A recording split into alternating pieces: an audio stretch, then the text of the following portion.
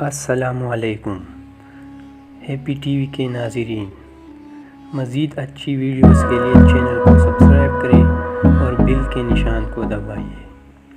یہ کہانی آئی کے جانبازوں اور بھارتی خبروں جاسوس کی ہے۔ بریگیڈیئر سید احمد شاہ ترمیزی، جن کا تعلق آئی سے تھا، وہ اپنی ایک تحریر میں لکھتے ہیں کہ وفاقی دارالحکومت اسلام آباد میں کئی ممالک کے سفارتخانے موجود ہیں۔ دنیا کے متعدد سفارتخانوں نے اپنے عملے کے بچوں کی ابتدائی تعلیم و تربیت کی غرض سے ایمبیسی اسکول کھول رکھے ہیں۔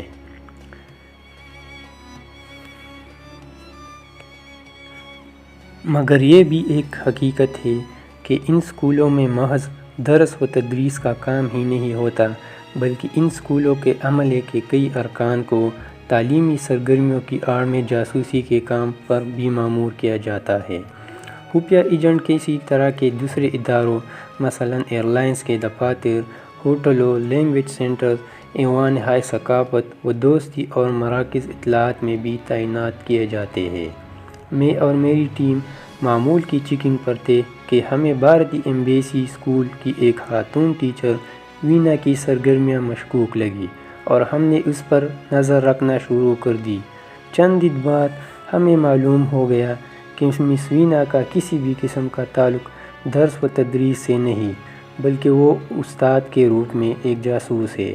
سام کو بل سے نکالنے کے لیے ہم نے منصوبہ تیار کیا اور ایک ہندو پاکستانی خاتون کو اپنے بیٹے کو بھارتی ایمبیسی کے اسکول میں داخل کروانے پر رضامند کر کے تمام پلان سمجھا دیا۔ ہندو پاکستانی خاتون نے بیٹے کی تعلیمی سرگرمیوں پر پریشانی اور دوسرے تیسرے روز میں آنا جانا شروع کر دیا اور جلد ہی مس وینا کے قریب ہو گئی۔ اور پھر ایک وقت آیا کہ دونوں قریبی سہیلیوں کی صورت مارکیٹوں میں شاپنگ، پارکوں میں چہل قدمی اور سنیما میں فلم دیکھنے جانے لگے۔ مس وینا اس ہندو پاکستانی خاتون کو اپنا اعلی کار بنانے کا سوچ رہی تھی، جبکہ اس کو نہیں پتہ تھا کہ صیاد خود جال میں پھنس چکا ہے۔ ہندو پاکستانی خاتون اور ہماری نظروں نے جلد ہی مس وینا کی حقیقت ہم پر آشکار کر دی اور اس کی کڑی نگرانی کا کام شروع کر دیا گیا۔ ایک روز بھارتی ایمبیسی کی جانب سے اسلام آباد کے ایک بڑے ہوٹل میں کمرہ بک کروایا گیا۔ یوں تو یہ ایک معمول کی بات تھی، مگر سفارتخانے کے مہمانوں کی شناخت اور ان کے بارے میں جاننا ہمارے فرائض میں شامل تھا۔ ہوٹل سے ہمارے آدمی نے اطلاع دی کہ مس وینا بھارتی ڈیفنس اتاشی کی گاڑی میں سفارتخانے کے عملے کے ایک رکن مسٹر کھنہ کے ساتھ، جو راک کی ٹیم کا ممبر بھی تھا، ہوٹل پہنچی ہے اور کھنہ وینا کو ہوٹل کے کمرے میں چھوڑ کر لابی میں بیٹھا شاید کسی مہمان کا منتظر ہے۔ ہم نے ایئرپورٹ سے رابطہ کیا تو معلوم ہوا کہ اس وقت کوئی جہاز نہیں آ رہا اور نہ ہی بھارتی سفارتخانے کی کوئی کار ایئرپورٹ گئی ہے۔ اس سے ظاہر ہوا کہ مہمان کو یہی کا ہے۔ ہماری ٹیم نے ضروری ساز و سامان کے ساتھ اپنا پوزیشن سنبھال لی۔ چند لمحوں کے بعد پرویز نامی ایک پاکستانی نوجوان، جس کے چہرے سے سراسیمگی اور خوف ٹپک رہا تھا، ہوٹل کے لابی میں داخل ہوا۔ مسٹر کھنہ نے آگے بڑھ کر بڑی گرمجوشی سے اس کا استقبال کیا اور کہا، آئیے پرویز صاحب، ہم تو آپ کے دیر سے منتظر ہیں، اور اس سے اس کمرے میں لے گیا جہاں مس وینا موجود تھی۔ ہمارے ساتھی مختلف روپ میں ہوٹل میں موجود تھے۔ کچھ دیر بعد کمرے سے روم سروس کو انٹرکام پر چائے اور سینڈوچز کا آرڈر دیا گیا۔ ہمارے تربیت یافتہ ویٹر فوری طور پر چائے کی ٹرالی لے کر روانہ ہو گیا، جس میں ایک چھوٹا سا ٹرانسمیٹر نصب تھا۔ واپسی پر ویٹر نے بتایا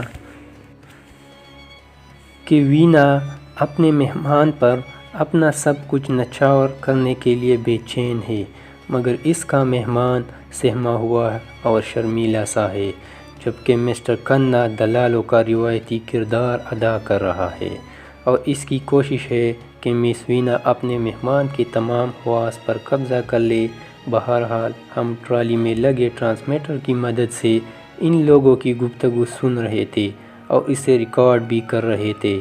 کچھ ہی دیر بعد کنا کمرے سے باہر آ گیا اور اپنی کار میں بیٹھ کر واپس ایمبیسی چلا گیا۔ پرویز تقریباً آدھ گھنٹہ کمرے میں رہا اور وینا کو اپنا ایڈریس لکھوا کر وصل کا ایک اور وعدہ لے کر نیچے آ گیا، مگر اس کی حرکات و سکنات سے صاف ظاہر ہو رہا تھا کہ اس کی گھبراہٹ جو کی تو ہے۔ ہوٹل سے نکلتے ہی ہم نے اس کا پیچھا کیا اور اسے اپنی گاڑی میں بٹھا کر اپنے ریسٹ ہاؤس لے گئے۔ تفتیش شروع ہوئی تو اپنی شناخت کرانے سے ہچکچا رہا تھا۔ ہم نے وینا کے ساتھ اس کی گفتگو کی ریکارڈنگ اسے سنائی تو اس کے چہرے پر ہوائیاں اڑنے لگیں۔ اس نے بچوں کی طرح رونا شروع کر دیا اور معافی مانگنے لگا۔ اس نے بتایا کہ میں پاکستان ایٹامک انرجی کمیشن میں انجینئر ہوں اور کنا کے ساتھ میری ملاقات لاہور سے اسلام آباد آتے ہوئے ایک بس میں ہوئی تھی۔ ہم بہت جلد دوست بن گئے اور کنا نے مجھے ایک خوبصورت ہندو لڑکی سے ملوانے کی پیشکش کی جسے میں ٹھکرا نہ سکا۔ ہمارے لیے اس میں حیرت کی کوئی بات نہیں تھی کہ بھارتی خفیہ اداروں نے چانکیہ کی تعلیمات کے مطابق رنڈیوں سے جاسوسی کا کام لینے کو بھی اپنے کلچر کا حصہ بنا رکھا تھا۔ مس وینا ابھی ہوٹل کے کمرے میں موجود تھی۔ یا تو وہ کنا کا انتظار کرتی یا پھر ایمبیسی فون کرتی کہ ہوٹل میں میری ڈیوٹی پوری ہو گئی ہے اور مجھے یہاں آ کر یہاں سے لے جایا جائے۔ اب ہمارے پاس ہوٹل کا محاذ ہی تھا اور وقت بہت کم۔ وینا تک رسائی حاصل کرنا خطرے سے خالی نہ تھا۔ وہ ہمارے کسی بھی اہلکار کی کمرے میں موجودگی کی صورت میں الارم بجا سکتی۔ تہوار ہمارے لیے ایک پیچیدہ سفارتی تنازع پیدا ہو سکتا تھا۔ دوسری جانب یہ ایک ایسی صورتحال تھی جس سے فائدہ نہ اٹھانا ہماری خفیہ روایات کے خلاف تھا۔ کسی بھی رسک کی صورت میں کامیابی کی توقع 50-50 تھی، تاہم مس وینا کی شخصیت اور کردار کو سامنے رکھ کر ہمیں اس بات کا یقین تھا کہ اگر اس صورتحال میں مہارت اور چابکدستی سے کام لیا جائے تو اس بھارتی جاسوس کو شیشے میں اتارنا مشکل نہ ہوگا۔ ہمارے لیے $1 ملین چانس تھا جسے آزمایا جا سکتا تھا۔ ہم نے لمحوں میں حتمی فیصلہ کیا اور کچھ ہی دیر بعد منصوبے کے مطابق کیس آفیسر ہوٹل کے سیکیورٹی ایگزیکٹو کے روپ میں کمرے میں داخل ہوا، اپنا تعارف کروایا اور ہوٹل کی سروس کے بارے میں معمول کی گفتگو کرنے لگا۔ وینا کو ذرا برابر شک نہ گزرا، اس کے لیے سب معمول کی بات تھی۔ وہ انتہائی مطمئن اور خوشگوار موڈ میں تھی۔ ہمارے آفیسر نے بات کو آگے بڑھاتے ہوئے بھارتی ساڑیوں، فلموں کے بارے میں گفتگو شروع کر دی۔ وینا نے اس گفتگو میں دلچسپی لینی شروع کر دی اور ہمارے آفیسر کو بیٹھنے کے لیے کہا۔ ویٹر ٹرالی لے کر چلا گیا اور گفتگو کا موضوع ذاتی معلومات تک آ گیا۔ ہمارا وار کاگر ثابت ہوا۔ وینا جلد ہی ہمارے کیس آفیسر کو تم کہنے کی حد تک آ گئی۔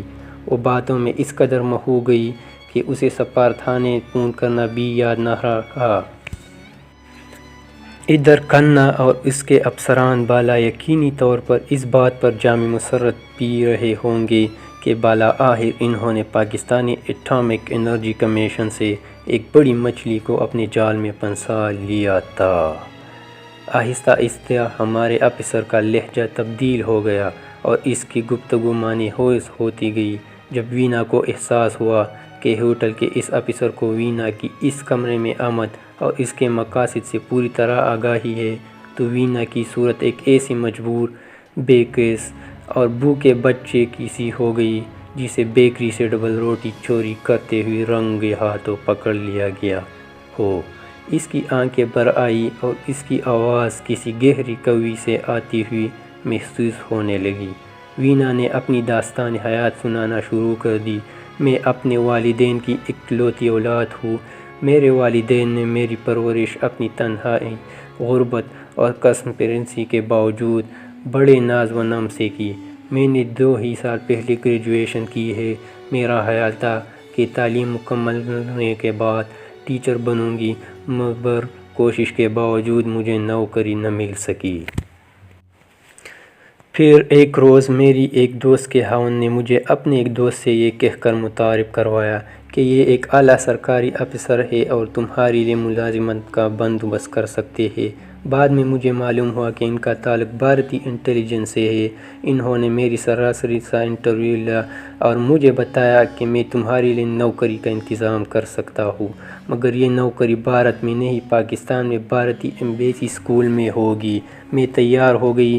مجھے راہ کے ایک ٹریننگ اسکول میں بھیج دیا گیا، جہاں اسلحہ چلانے کے علاوہ اخلاق باختہ فلموں کے ذریعے مردوں کو قابو کرنے کے طریقے سکھائے گئے۔ ہمارے انسٹرکٹر ہماری عزتوں سے کھیلتے اور یہ سلسلہ ہر روز رات کو شروع کر دیا جاتا، جس پر میں نے اعتراض بھی کیا، مگر کہا گیا کہ یہ تربیت کا حصہ ہے۔ ان کا کہنا تھا کہ تمہارے لیے یہ تربیت انتہائی ضروری ہے اور تمہیں ملک و قوم کے عظیم تر مفاد کے لیے سب کچھ قربان کرنے کے لیے ہم وقت تیار رہنا چاہیے۔ وینا کی کہانی سن کر بہت دکھ ہوا۔ ہم نے بڑی مہارت سے وینا کی ٹوٹی پھوٹی شخصیت کو بحال کیا اور اسے وہ تمام عزت اور غیرت مہیا کی جو وہ کھو چکی تھی۔ وینا نے جب ہمارے حسن و سلوک کا اپنے ہندو آقاؤں کے کردار سے موازنہ کیا تو اس کے لیے یہ مشکل نہ رہا کہ اسے اپنے نام نہاد وطن پرست دوستوں کی بجائے اپنے دشمنوں کا ساتھ دینا چاہیے، اس لیے وہ ہمارے لیے ڈبل ایجنٹ کے طور پر کام کرانے کے لیے تیار ہو گئی۔